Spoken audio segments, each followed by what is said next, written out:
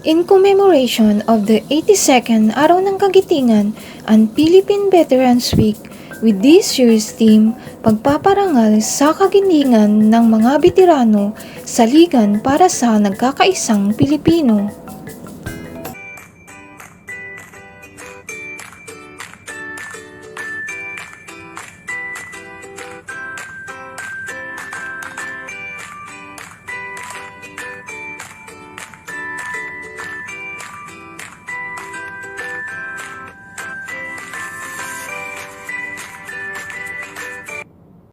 Noong sumiklab ang World War II sa Pasipiko noong December 8, 1941, nagkaroon ng sunod-sunod na pag-atake ang mga Hapon sa mga teritoryong masakop ng Amerika tulad ng Pilipinas.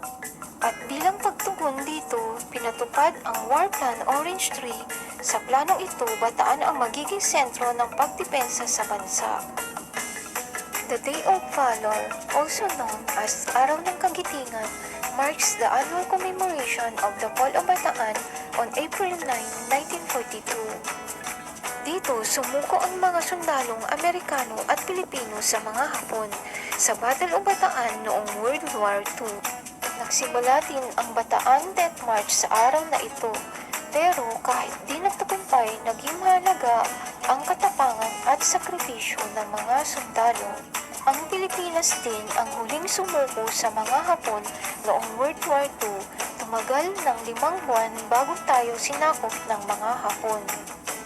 Inaalala natin ang pagbagsak ng Bataan, hindi ipagdiwang ang ating pagkatalo.